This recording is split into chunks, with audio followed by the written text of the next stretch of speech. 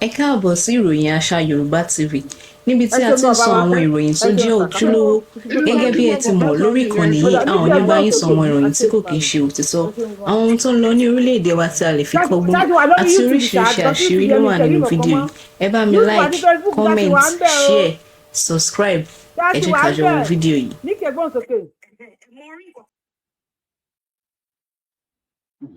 ẹ ṣeun ní ọba wa ẹ ṣeun sàkà ìgbà tí mo kàn fẹ́ sọ nìyẹn ṣọdà ní kí ẹgbọ́n òsókè aṣèjùmọ̀rò ẹ ṣeun gan. ṣáàtì wà lórí YouTube ṣáà because YouTube yẹn mi ì tẹ̀rí nǹkan mọ́ YouTube àti Facebook ṣáàtì wà ń bẹ̀ o ṣáàtì wà ń bẹ̀ ní kí ẹgbọ́n òsókè. mo rí nǹkan kan lẹ́yìn ni mo kàn fẹ́ sáré káwọn ọmọ Yorùbá pay attention àwọn bàbá wa tí wọ́n lọ recently nípa regional government ẹ ti rí fídíò yẹn ó ní kankan tí bàbá wa kan sọ tí mo tó fẹ́ ka rán wọn létí tí region Yorùbá bá máa dá wà ẹ má jẹ́ ká kọ́ any other tribe mọ́ wa kò lè pay wa. so yẹn gan mo fẹ́ ṣe láàárọ̀ ọ̀la because kò yé mi àwọn tó ń fẹ́ join wa. wọ́n ní Sudan láti wá àmọ́ wá láti Sudan. ó yé mi o ń bẹ́ sọ̀rọ̀ lórí ẹ̀ láàárọ̀ Ọlọ́run jí wa re ni o.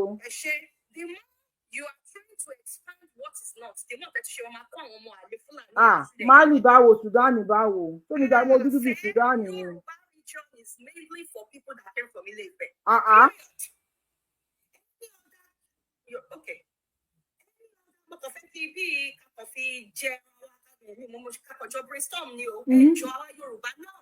Ti mọ̀nà Ọlọ́run ti tọ́ wa sọ́nà ti jí Ọlọ́run ti gbé bàbá Sunday Igboho àwọn bàbá náà ti jí àwọn ọba ẹ má jẹ́ ká tún ẹ bá ṣe mistake mọ́ ẹ má jẹ́ kí history tún repeat ara anybody tí ìran wọn ò bá. ẹ bá mi láìkè ètò ẹ bá mi kẹ tán pọ̀ lórí iṣẹ́ ìkò dá bẹ́ẹ̀ ṣe yìí à ń gbọ́ yín.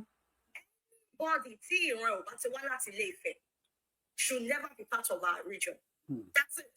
That's it. Yes. Àwọn ọmọ Yorùbá lè expand débi kan tán bá ti lè rí pé ibi tí ìran bàbá ńlá bàbá wọn ti wá just like sọ́nà bíi bàbá Gani Adams everybody sọ̀rọ̀ yìí wọ́n máa create another problem ní future for our future generation. Kò pé wa. Wípé ti àfàyàmọ́ra we need to stop it. Àwọn bàbá wa ti ṣe sẹ́yìn wọ́n ṣe nígbà yẹn because àwọn bàbá wa lágbára wọn lóògùn tí kọ̀ọ̀kan bá fẹ́ ṣẹlẹ̀ wọ́n lè tètè sáré sọ̀bẹ̀ àwọn mélòó la lóògùn láyé ìsìn. Káì ní kì í ti fàájà ní kì í ti padà fàájà. Àwọn bàbá tó ń kó èèyàn mọ́ra yẹ wọ́n lè kó èèyàn máa ṣùgbọ́n bàbá wa ò kọ́ they might see things very early wọ́n lè tètè ní ìfura wọ́n lè tètè ní àwọn ìkọ̀kọ̀ tó lè fi yí ìkọ̀kọ̀ padà mélòó nínú adó lè ṣe láyé ìsìn. So the best way is to prevent it. Anybody tó bá ti agitate pé àwọn Yorùbá fẹ́ dájú as region fine is a good thing. Ẹjọ́ ẹ máa kó àwọn èèyàn tó wá láti Ilé-Ifẹ̀ ẹjọ́ tó yọ Ọlọ́run ẹ jẹ́ ká máa sọ fún bàbá wa ká tún pé ọ̀rẹ́ ẹ̀sẹ̀ ẹni Yorùbá wí fọ́ tí mi kò fẹ́ sọ nìyẹn pé ẹ má jẹ́ ká tún kó àwọn ọmọ ìrọ̀kìrọ̀ mọ́ra wa again history tún máa repeat because àwọn people ibi èjò ni wọn nǹkan tó máa ṣe fún 1 million years ni wọn ló wà o. Bẹ́ẹ̀ni. I don't want anybody any year from my own perspective anybody tí ìrìn ọba tí wọn láti. ẹ̀yin tí a bá bá wa support ọ̀rọ̀ sísá wa yìí ẹ jẹ́ ká gbọ́ o. So we don't want to be part of you people ọba jẹ kó wá láti ọba jẹ tí ìrìn ọba tí wọn láti Ilé-Ifẹ̀ gbọgbọgbọ ẹjọ tó rọnà Yorùbá yẹn ọba sọ ọ̀rọ̀ àsọdùn gbà mí máa kó báyọ Yorùbá wí tọ́ba tí ìṣòpa náìsì tó ká ní náìsì ó yẹ nice ló fẹ́ sọ àwọn ọmọ inú igbó wọ́n fẹ́ sọ ọ̀rọ̀ Yorùbá tó ti yẹ for thousands of years wọ́n fẹ́ bá ti tọ̀ta wa jẹ́ tí kì bá ṣe ọpọlọ tó lo gbogbo ẹ̀yìn ìdíje àtàwọn bàbá wa àtàwọn ìyá wa. So we should not repeat the same history. For 17 years we have Yorùbá wí. Bẹ́ẹ̀ stop mentality yẹn. ẹ ṣeun gan ní kí ẹ ṣeun gan. ẹ jọ lẹ́yìn èèyàn wa ẹ bá mi kí tó gbé bàbá méjì ẹ̀hún bàbá wa kan mo fẹ́ gbé wọn wọlé barista wa mi bí bàbá Èkìtì náà ń pè wá kí tó gbé wọn wọlé ẹ bá wa láìkè ètò ní kí fi yẹn polówó ọjà. ó ṣáná wọlé tẹ gbàrọ gùdù lọ́dà. This is original. wọ́n kọlù gbàrọ gùdù òǹdàgígbàgì pọ̀ ńlẹ̀ jẹ́ àwọn ẹ̀ṣọ́ ara bí aṣọ ẹ̀gbà owó àti tẹsẹ̀. wọ́n kú orí ayélujára tí a ń pera wọn ní ṣọ́ọ̀plọ̀ àmọ́ wọn ò tẹ̀ wọ́n. ẹ̀jẹ̀ àjọ tara wa lólobó yìí fún ẹni fẹ́ ojúlówó lace ní vision trend lágbàáyé lórílẹ̀‐èdè Nàìjíríà ẹ tẹ bodytalk_accessories ní Instagram àti TikTok. bẹ́ẹ̀ ni tìrìn ní ọtí kò ní lóòótọ́ ní message send deliver fi ọjà yín ránṣẹ́ síbikíbi lórílẹ̀‐èdè Nàìjíríà. ẹ̀yin tí òkè òkun ẹ tẹ Body Talk _accessories UK ní Instagram àti TikTok. Lọ́wọ́ kan sẹ̀ǹdò ní ó gbọ́ gbogbo tó ń tà tó ń ṣe nílé iṣẹ́ àwọn wá o. Body Talk accessories àṣírí àwọn tó dá quality mọ̀. Gbogbo aláyẹyẹ lẹ́gbẹ́lẹ́gbẹ́ àti olóríjorí ẹ̀yin ọlọ́jọ́ ayọ̀ bí ọjọ́ ìbí ìgbéyàwó gay òkú àgbà àjọ̀dún ẹgbẹ́ ìṣílẹ̀ àti bẹ́ẹ̀ bẹ́ẹ̀ lọ. Ibi ńlẹ̀ ti lè rí lace lóríṣi bíi Swiss lace, dry lace, voile lace, cut lace, polish lace, HOH lace, SKG lace, Austral lace, exclusive babalá luxury kì í gbó kì í ya kòkó júdà. Body Talk ó lọ fà gan o. Tó ìdórí gold àti jewelries padà ó digbó tèfè. Ẹ wá wo ẹ̀gbà ọwọ́ tẹ̀sí àti tọrùn. Bó ti wà ní gold ní àṣẹ ní silver. Jewelries tó tẹ̀wọ̀n lélẹ́yìí àṣàdànù sí ń bẹ̀. Kì í bó kì í gbọ̀n dànù. Bẹ́ẹ̀ ṣe ń lò ló ń tẹ̀wọ̀n sí. Látòrí Brazilian jewelries, Dubai twin jewelries, 925 exclusive tó débẹ̀débẹ̀ super original ní Body Talk accessories, jewelries àti lace. Àyè wà fún kíkọ́ lọ́pọ̀ kúyọ̀kù fún alára tó tà. Ẹ fẹ́ bá wọn dòwò pọ̀ lórílẹ̀‐èdè Nàìjíríà. Ẹ tẹ Body Talk _accessories ní Instagram àti TikTok. Gbogbo bí ẹ bá wà ní wọ́n fọjà ránṣẹ́ sí. Ẹ sáti place order. Ẹ̀yin tòkè òkun. Ẹ tẹ Body Talk _accessories UK ní Instagram àti TikTok. Bẹ́ẹ̀ lẹ tún lè WhatsApp wọn lórí +447 58 77 28 824. Body Talk accessories ìmúra tó ń kán tó tó. Fashion tó gbé fashion for Body Talk accessories ìmúra tó ń kán tó tó. Fashion tó gbé fashion pọ̀. Body Talk accessories ó ṣàmì. ẹ jọ ẹ̀yin tèmi bá mi follow gbọ́dọ̀ bá mi ṣe tó bá mi follow Body Talk accessories lórí Instagram àti TikTok gbọ́dọ̀ bá mi patronize wọn ẹ ṣé mo dúpẹ́ wọ́n jíṣẹ́ fún mi wọ́n lè patronize àwọn ẹ ṣé mo dúpẹ́ ẹ jọ èyí tẹ́ wá ti bá mi patronize wọn ẹ bá mi ra ọjà lọ́wọ́ wọn ẹ bá mi ra ọjà lọ́wọ́ kú iṣẹ́ ló máa mórí iṣẹ́ yá kú iṣẹ́ ló máa mórí iṣẹ́ yá àwọn púpù wọ́n sanwó fún mi wọ́n sanwó mi ẹ̀pẹ́ mi ò pààrọ̀ wọ́n mú polówó fún wọn sanwó mi tó bá mi patronize wọn ẹ fẹ́ ra chain ẹ̀gbà ọwọ́ ẹ̀gbà ọrùn léèsì tó gbámúṣé ẹ̀hún gèlè ẹni patí ṣe ẹ fẹ́ kó lára tún ta ẹ fẹ́ kó lọ́pọ̀ kúyọ̀kú ẹ fẹ́ máa tún ta gbogbo ẹ̀ wọ́n wà ní UK wọ́n dẹ̀ wà ní Nàìjíríà náà ẹ jọ nọ́mbà wọn ni +447 587 728 824 +447 587 728 824 Body Talk accessories ìmúra fásitì tó gbé fashion pọ̀ ni àìjọ ẹ ṣe àwádìíwádìí pé ànímọ̀lẹ̀ dání bá wa barista ló fẹ́ pa á. àwa Yorùbá àwa la máa ń fa nǹkan tí a máa sọ pé nǹkan yẹn dé àwa inú ẹ̀ náà la ti ń gbọ́ pé Tinubu ló fún èèyàn kan lówó tó fi rẹ́ǹtì ilé tó náà fi níyàwó nígbà tó níyàwó orin tó dẹ̀ fìtì irú wọn òun náà ni ẹni tó gbé agbádá wọ alákàn lọ́rùn òun ló máa mọ bóyá máa bá agbádá yẹn lọ́rùn ẹ̀ orin yẹn dẹ̀ lọ báyìí ẹ̀dùn mi gbígbóná lù lára Aláàfin ẹ̀dùn mi gbígbóná lù lára aláǹgbá tẹgbà aṣọwọ tó ń chapá kọ́ńgá sí ẹ̀gbọ́n mi gbóná kàná oko ẹ̀dùn mi gbóná lù lára bómi bá kan ara lákọ̀ á tú gbogbo agbára ẹ̀ lẹ̀ gbogbo agbára tó wà nílẹ̀ á túlẹ̀ lẹ̀ àyọ̀ǹda gbogbo nǹkan tá a gbélé lára ìgbéraga lóògùn Ọlọ́run wà pẹ̀lú wa. ẹ̀dùn mi gbígbóná lù lára o ó dà pé òun ṣe jí rẹ̀ ó dà kí n jí ohun wọn ni ẹ̀dùn mi gbígbóná lù lára o alákan tó ṣe kinní kan ẹ̀dùn mi gbígbóná Mr. Christy bàrí ìrú yìí Mr. Christy ṣe wà ń bẹ̀ ẹ má bínú ọṣẹ tẹ́yìn ló ẹ máa fún mi nínú ẹ̀ mo ti gbàgbé yín ẹ kì í yàwó àìsàn ẹ bá gbóhùn sókè. Hello ìyá mi. Màmí ẹ̀ ní dààmú. Ẹ kú iṣẹ́ ìlú o. Ẹ ṣeun ẹ ṣeun. Àjíǹde ara ó máa jẹ́ o. Àṣẹ àṣẹ. Ẹ ní fàìsàn Yorùbá o. Àṣẹ ìgbàlè. Ṣé ẹ rí ọ̀rọ̀ Gani? Ó ti dojú sú ẹ̀yìn. Bó dẹ̀ ṣe ń fojoojúmọ́ jáde ẹ tún wo bàbá àwọn ọmọ tí wọ́n ní wọ́n pe olóyè. Bàbá tó gbé ọ̀rọ̀ olóyè wá pé ẹ kàn parí ìjà. Níbo ló wà báyìí? Bàbá yẹn àwọn ọmọ rí fídíò ìwọ̀n tí ra data. Níbo ló wà tí orí tó ṣẹlẹ̀? Àníwọ̀n tí ra data. Bàbá yẹn ò tí ra data. Kí ẹ tún bọ́ta tó wá ń sọ̀rọ̀ sí ọba. Mo wà pẹ̀lú ìsà ẹni sọ̀rọ̀ Èkìtì. Lágbára lọ́dọ̀ Ọlọ́run gbogbo èyí tó ń ṣe yìí ó padà máa han rẹ̀ léèmọ̀ síbì kan ni. Àṣẹ Èdùmàrè. Lágbára lọ́dọ̀ Ọlọ́run torí olóyè ìfẹ́ ìlú ẹ̀ ló ní ìfẹ́ ẹ̀ràn ẹ̀ ló ní gbogbo ohun tó gbìyànjú ìfẹ́ ẹ̀ràn ẹ̀ ló ní tó bá jẹ́ nìkan tó ṣe kinní ni nígbò jàjà dé yẹn àròrà wájú páàkì ara ẹ̀ jẹ́jẹ́ ni kò ní ṣàròyé pé òun tó ń ṣe akitiyan kankan ṣùgbọ́n ó nífẹ̀ẹ́ ẹ̀ràn ẹ̀ pé èèyàn ṣe máa wà tán máa ṣe máa pa àwọn èèyàn tó ń bẹ̀ wà bẹ́ẹ̀ tó ń fẹ́ yìí tóun dẹ̀ ní kápá láti jí pé kóun pé kán má ṣe kìíní mọ́. Tí mo tún wá fẹ́ sọ àwọn àgbààgbà wa bàbá Èkìtì náà máa gbọ́rọ̀ mi ní ìsìn kán ṣe dẹ̀dẹ̀ kán mọgbọ́n tí wọ́n máa fi ṣe gbogbo nǹkan tó ń fẹ́ máa ṣe ní àtolóyè àti kìíní torí pé ohun ìbò tó ń bọ̀ yìí a mọ̀ pé wọ́n gbìyànjú láti bára Tinubu sọ àwọn aráàbí yẹn wọ́n ti ṣiṣẹ́ tó kọjá bó ti yẹ o àwọn tiwa tó dẹ̀ ń kó sábẹ́ wọn tó ń lọ sọ gbogbo oríṣiríṣi nǹkan fún wọn wọ́n pọ̀ o. Ọlọ́run á mú wọn. Kọ́lọ́run kó gba gbogbo ògo Kọ́lọ́run kó gba gbogbo ògo gbogbo wọn bá ń lọ náà kàn ní kán máa jẹ́ kán máa gbọ́ sí ìta láti máa sọ mo mọ̀ pé Ọlọ́run lọ́ba aládé ààbò á dáàbò bò wọ́n ò ní rìnnà ìjáde wọn ò ní jáde lókù lọ́wọ́ gbogbo dọ́ọ̀dù ọ̀run ó bàjẹ́ àwọn ò ní gbọ́nà ọbẹ̀ lágbára lọ́dọ̀ Ọlọ́run olóyè náà ṣe kí n kó fi pẹ̀lẹ́pẹ̀lẹ́ máa ṣe Ọlọ́run á kún yín lọ́wọ́ ẹkú iṣẹ́ ìlú torí ìsìn ètò sì máa fọmọ náà ṣiṣẹ́ odòdókò látàárọ̀ Ọlọ́run á fún ẹ lágbára wá rò ẹ lágbára Ọlọ́run àjíǹde ara ẹ máa dé òdodo nítorí kó má nàjà kókó lára ká ní ó máa lé o àwọn ará mi ń kọ gbogbo ẹkú tẹ mo kì í o ṣẹ̀dá yóò ní gbàbọdé wá afẹ́fẹ́ burúkú ò ní fẹ́ lù yín o lágbára lọ́dọ̀ Ọlọ́run àwọn tó wà ní àwọn tó wà lẹ́yìn odi ààbò tó nípọn tó gbòòrò Ọlọ́run á dáàbò bò wọ́n o lágbára Ọlọ́run bó bá fi máa dìgbà yẹn lágbára lọ́dọ̀ Ọlọ́run gbogbo nǹkan tá à ń fẹ́ pátá yóò ti tó wa lọ́wọ́ táwọn èèyàn ó ti ṣe ní pẹ̀lẹ́pẹ̀lẹ́ ní jẹ́ẹ́jẹ́ tí gbogbo yóò fi bọ́ sí bá a ṣe ń fẹ́ o bí bá a ṣe ń fẹ́ ni yóò ṣe rí o ìta àfẹ́ Ọlọ́run ò ní fi ṣàdánwò fún wa o lẹ́yìn ìyá mi ẹ kú iṣẹ́ o. Mr. Chris ẹ bá wa gbóhùn sókè ọlẹ́dàá mi ṣàánú fún mi. Ẹ ṣeun. Lẹ́nu mo fẹ́ sọ ní alẹ́ ni mo ti máa ń sọ ti pẹ́ pé Gani yẹn Tinubu ní evidence láti ràn lọ ẹ̀wọ̀n. Mr. Chris ṣe ẹ ní nọ́mbà mi lọ́wọ́ ní TikTok yẹn ẹ jẹ́ ìta wà lórí YouTube bóyá àwọn ètò ti sùn ṣé ẹ ń gbọ́ wọn tán lórí TikTok yẹn.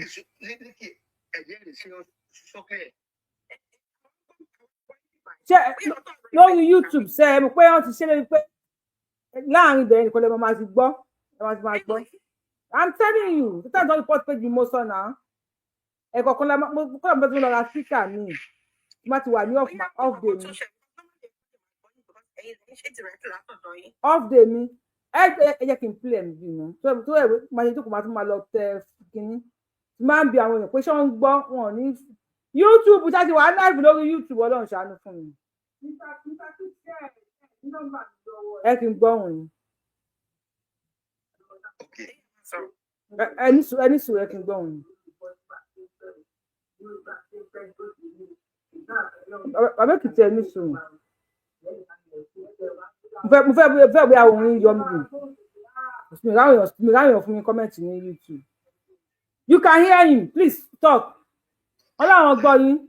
Okay, ẹ ṣé. So ọ̀nà tí wọ́n lè fi yọ Gani ó pọ̀.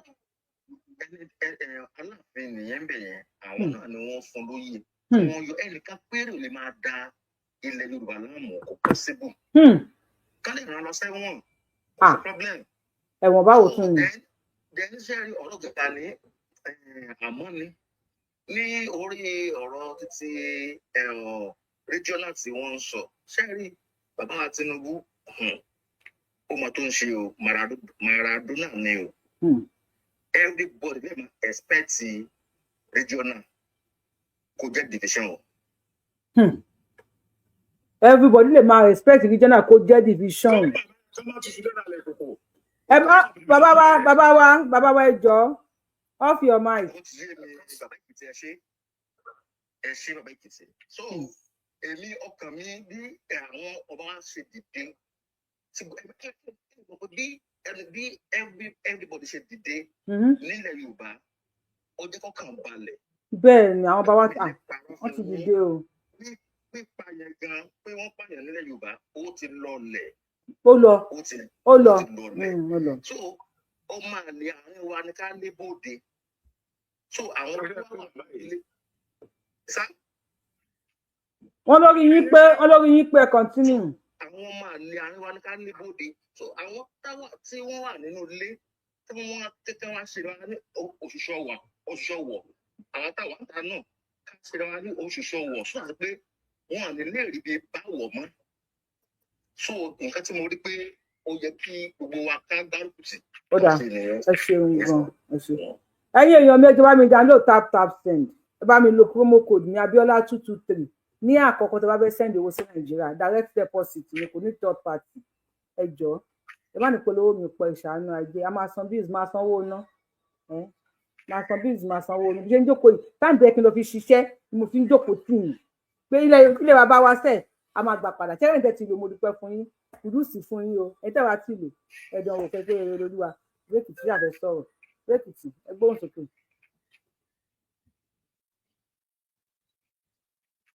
Bàbá Èkìtì a ti gbé kọ́ yìí. Bàbá Èkìtì.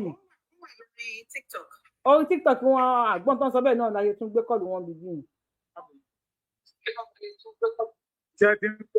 À ń gbọ́ yín báyìí, à ń gbọ́ yín báyìí. À ń gbọ́ yín. Kí n máa spoket lọ.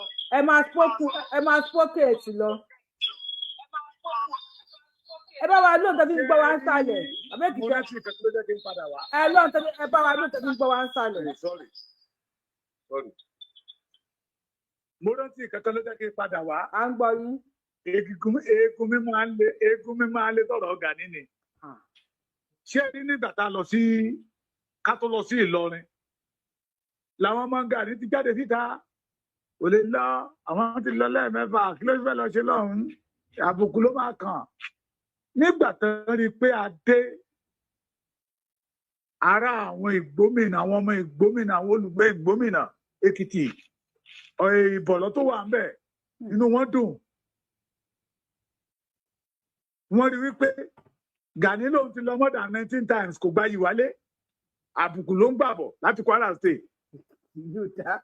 Sunday Igboho lọ lẹ́ẹ̀kan, ó gba yìí wálé. Àtọmọdé àtàgbà wọ́n sọ wípé Sunday Igboho ẹjọ́ ẹ padà wá. Wọ́n wá àwọn Gani wá rán àwọn ọmọ OPC 10 lọ sọ́dọ̀ bàbá ọba Ṣómólú Bàrígà yìí. Ọ̀pọ̀lọpọ̀ nínú yín máa ń irọ́ ni o. Ọ̀rọ̀ tí mò ń sọ yìí mà. Tẹ́ bá ní nọ́mbà Ìyá Jagun, ẹ pè Ìyá Jagun. Tẹ́ bá ní nọ́mbà Paul Ọlálẹ́yẹ, mo ń dárúkọ wọn ní ká lè mọ̀ pé òdodo ọ̀rọ̀ ni o. Wọ́n wá lọ sọ́dọ̀ ọba Ṣómólú Bàrígà. Tí wọ́n pè lọ́mọ àlè yìí. Pé Sunday Igboho ń kọ. Ẹ máa gbọ́ mi mà. Pé Sunday Igboho ń kọjá yìí ẹ̀. Ó ń kọjá yìí, àwọn máa bájà gidi. Àwọn máa bá fà á. Àwọn máa bá fà á. Ó ń fo lórí ogun wọn, ó ń fo Ààrẹ Ọ̀nà Kakanfò wọlẹ̀. Ó ń fi kíní kan wọlẹ̀. Gbogbo plan tí Ààrẹ Ọ̀nà Kakanfò ti nílẹ̀. Sunday Igboho ń dàrú, àwọn máa bá fà á. Ìbẹ̀rù wá bọ ọkàn bàbá yìí. Ṣé gbọ́ mi mà? Ní ọba Ṣómólú Bàrígà yìí, ìbẹ̀rù wá bọ ọkàn bàbá yẹn. Bàbá ọba Ṣómólú Bàrígà wá ránṣẹ́ sí bàbá Akíntóyè. Pé bàbá wàhálà bẹ́ẹ̀lẹ̀ o. Kí ni wàhálà tó bẹ́ẹ̀lẹ̀? Àwọn bẹ́ẹ̀ wá sí pálásì mi o. Àwọn ọmọ Gani Adams wà wọ́n lérí o. Báwọn fẹ́ bá Sunday Igboho fà á. Pé Sunday Igboho daṣẹ́ wọn rú. Ó ṣe bàbá Akíntóyè wá ní kí ló tún gbogbo eléyìí. Bàbá Akíntóyè wá pé pásítọ̀ Paul Ọlálẹ́yẹ pẹ̀lú Ìyá Jagun. Ṣé gbọ́ mi? Nígbà táwọn yẹn gbà tí Ìyá Jagun máa wá sí Súkà ní Ìbàdàn. Wọn àbá Sunday Igboho ní àwọn ọmọ Sunday Igboho náà wọ́n ní ẹ jẹ́ kán máa bọ̀. Èkìtì kò yẹ kán lọ bá ọba Ṣómólú Bàrígà. Ṣèbí wọ́n máa lé Sunday Igboho. Kán máa bọ̀. Kán máa bọ̀. Bóyá Sunday Igboho lọ sí Kwara torí títí ẹ̀. Bóyá ọ̀rọ̀ tí Sunday Igboho sọ sí Kwara State bóyá dárúkọ Ààrẹ Ọ̀nà Kakanfò. Ẹ bá jẹ́ kán máa bọ̀. Ọba Ṣómólú Bàrígà yẹn bá lóhùn fẹ́. Kánjà. Bàbá yẹn wọ́n organize àti parí ìjà láàrin Gani Adams àti Sunday Igboho. Làwọn akẹ́jáde tẹ́lẹ̀ tó ta pẹ̀lú Sunday Igboho bàbá níjà. Òun ní kẹ́ ẹ padà lọ bá bàbá. Kẹ́ ẹ bí léèrè pé kí ló ń bí wọn nínú. Kẹ́ ẹ bí wọ́n léèrè pé kí ló ń tì wọ́n ní tìkùtì. Sunday Igboho ráyè. Ìjọ tí wọ́n rò pé bàbá Bàrígà máa pè wọ́n sí meeting. Ẹ understand láwà nílé Ifẹ̀. ibẹ̀ ni bàbá yẹn náà ti wá reverse mi ò fẹ́ dárúkọ àwọn tó lọ bá bàbá tó ń ṣàlàyé fún bàbá pé nǹkan báyìí ìyìn tó wà lẹ́yìn ìjà ìlara alágbájá ti lọ sí Kwara òkò náà fi lé jáde kò ní Kwara State òun ló fa gbogbo ohun tó ń ṣẹlẹ̀ yìí nígbà tí bàbá yẹn wá rántí ìrìn tó ń ti rìn mo sọ ní àná àbí ìjẹta pé mo ti mọ bàbá more than 4 years ago òun ló jẹ́ kí bàbá wá rí kókè torí pé ọmọdé yìí dúró pé ìran wo gbọ́dọ̀ kú kí ìwọ òdẹ nìkan ṣe ló fi ń bá ọmọ ìjà òní bàbá tó jáde níta lórí sọ̀rọ̀ ọ̀rọ̀ tí bàbá wa sọ yẹn torí pé wọ́n ti mú ẹjọ́ Sunday Igboho lọ tún bàbá ọba Bariga wọ́n wá rí bàbá ọba Bariga pé ẹ̀yìn Sunday Igboho ló wà. ó ṣe bọ́ta. ṣé gbọ́ mi mà so ẹ fi Gani lẹ̀ sókílé ọmọ Yorùbá. tábà ní pé tábà ní the end lòpin sinimá ṣé ẹ̀ ń gbọ́ mi o ní ilẹ̀ Yorùbá Gani ti dé the end yẹn àwa ti sin àní gbà a máa bọ́ kò tẹ̀ sáṣọ yìí lára ẹ̀ mọ́ bọ̀tà á tú sí òhò bó ṣe rí nìyẹn. Bàbá Èkìtì kí ni tó jẹ́ bóyá wà bóyá Bàbá Èkìtì ti lọ bóyá ń ṣẹlẹ̀ yìí love kí ni kan bá wa omit olórí adé bá wa omit bolórí adé in fact kí ni bóyá ń lọ yìí if I'm going to tell you the truth I am not happy about it. Inú mi ò dùn sí ṣé báyọ̀ máa ṣe lélẹ́yìí a tún máa kógun jára wa ni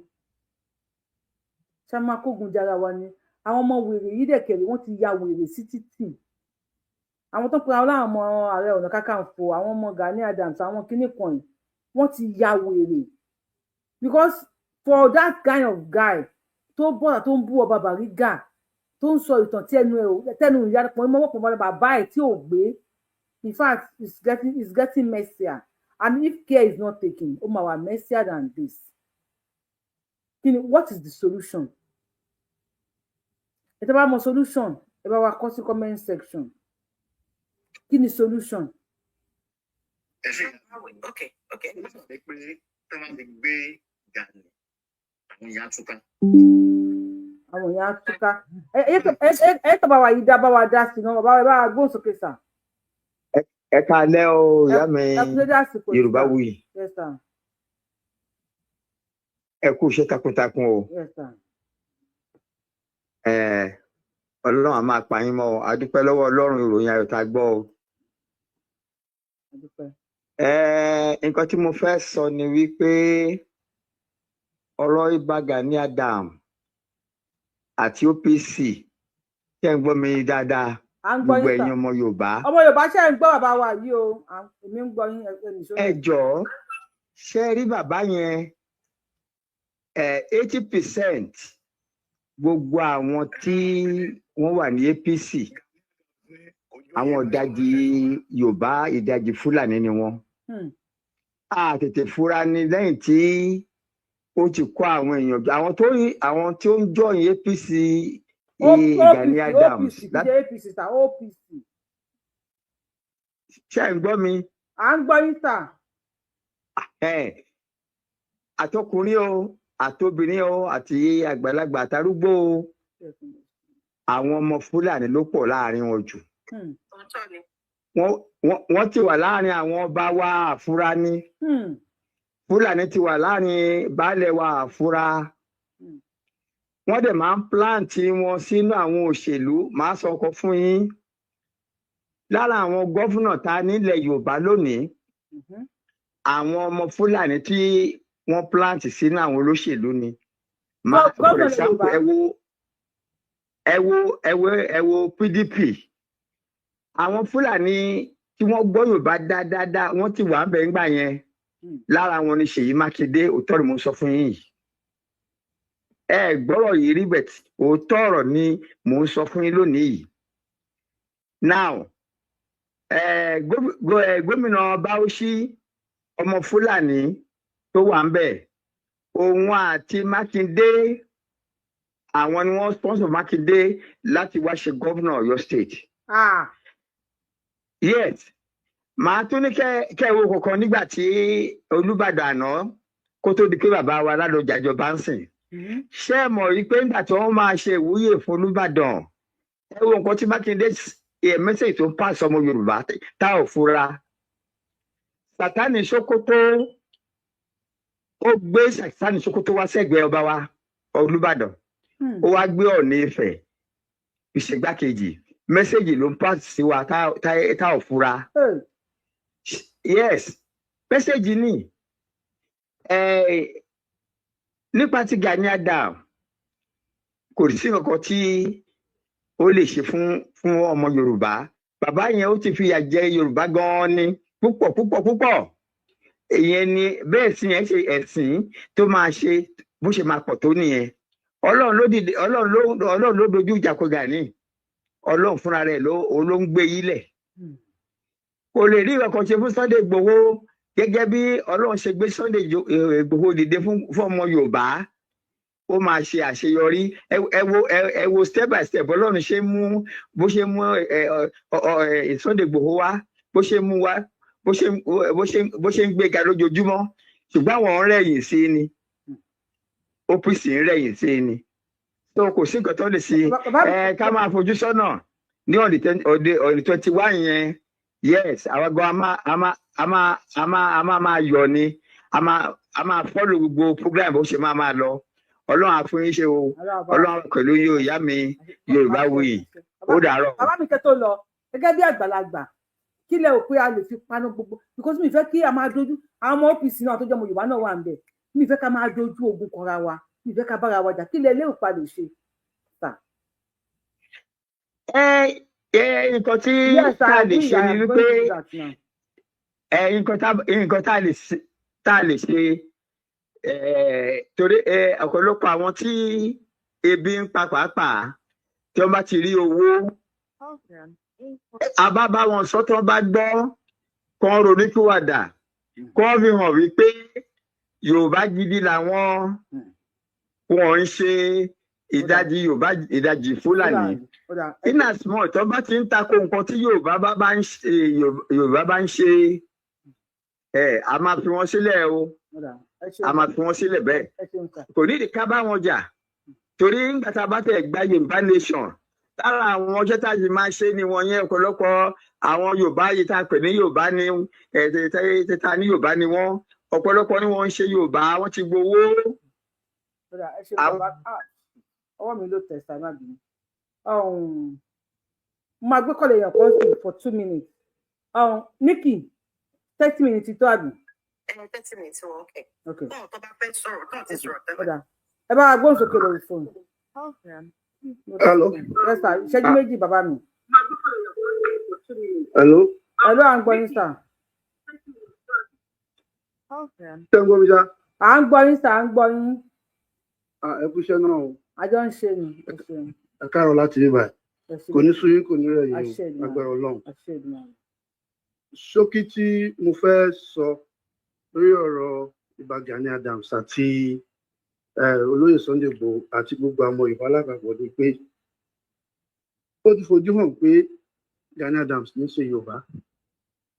Ẹni tó dá OPC gangan sílẹ̀ gangan gbà yẹn, Fáṣẹ̀hùn, gbogbo èèyàn ló mọ bí àárín òun àti Gani Adams bó ṣe dàrú.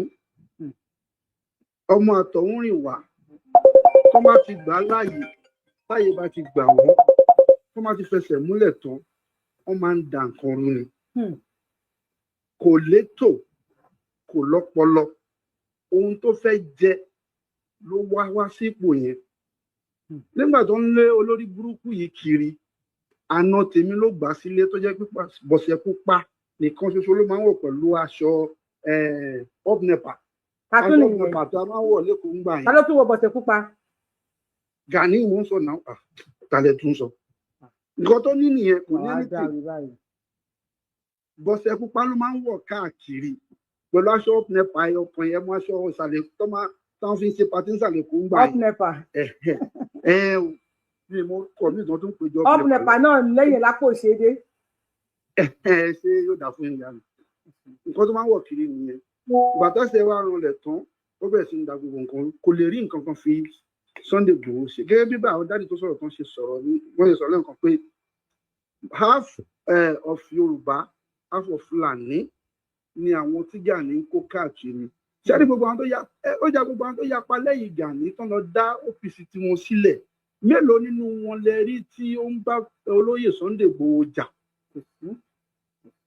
mélòó la rí nínú wọn gbogbo àwọn tó ti yapa lẹ́yìn ẹ̀ mélòó la rí tó sọ pé kí ni báwo ni Sunday Igboho ṣe jẹ́ tí ò bá ti ń ṣe Gani yìí ni gangan tó ẹ pé èèyàn tó ní ọpọlọ ni ó yẹ kó pe Sunday Igboho àbúrò máa bọ̀ iṣẹ́ yìí iṣẹ́ lù ú jẹ́ kájọ sowọ́pọ̀ kò sí Sunday Igboho bẹ́ẹ̀ dùn nǹkan kan kò ní kó lọ gbàgbà kọjá tó fẹ́ gbà tó máa fún ẹ ẹni tó ti tó tán tó ti lé tọ̀ ni tó máa yọ Gani ní orí tó máa rọ̀ lóyè lórí Ààrẹ Ọ̀nà Kakanfò yẹn wàláì kò tó ní ló máa lọ gbé torí ojú ìtìjú and everything máa bá kò ní rówó ná mọ́. ẹ ṣe bàbá wa kó lóde kó máa lọ sí Kòtóní ẹ ṣe gan Àdùkẹ́. bó ṣe rí nìyẹn kò lè fi kankan kò lè ṣe ní kankan gbogbo ọmọ Yorùbá dó ti Sunday Igboho òun gangan ló máa lé kúrò nílùú tó bá mọ̀ pé òun ṣe kìíní ẹ ṣe God bless you. oníyẹn ṣe ọlọ́kà ẹ̀ ṣe gba wa tá a jẹ́ apá ìdúró mo dúpẹ́ látàárọ̀ bẹ́ẹ̀ tó rí mi pé èèyàn tó wo ṣóòyọ afẹ́wọ̀ 400 bẹ́ẹ̀ tá a wọ́ 200 tá a láìkí ṣóòyì tó wá dà bẹ́ẹ̀ ṣé wà nìyẹn sí wàhálà bá wa pín ètò yìí bẹ́ẹ̀ fẹ́ lo ṣóòmì ẹ lò ọ̀fẹ́ ni ṣóòmì mi ìfihàn copyright mi lẹ́nu gba percentage bẹ́ẹ̀ mo fọlọ́ ọba bẹ̀yìn ẹ má lo èmi negative way against the ẹkùn or against Sunday Igboho or against ilẹ̀ Yorùbá ẹ má lo tọ́pìlì tó máa tó wà tẹ́yìn máa pè mí pé Yorùbá wuyú kí ló tẹ̀lé orúkọ tọ́pìkì báyìí ẹjọ́ tó ń tẹ Ọlọ́run ọba kan yóò ní bàjẹ́ ẹ tẹ̀ pé kó wá jẹun kò ní dìrò lọ́wọ́ mo nífẹ̀ẹ́ yìí gan I'm gonna see some other time bye for now.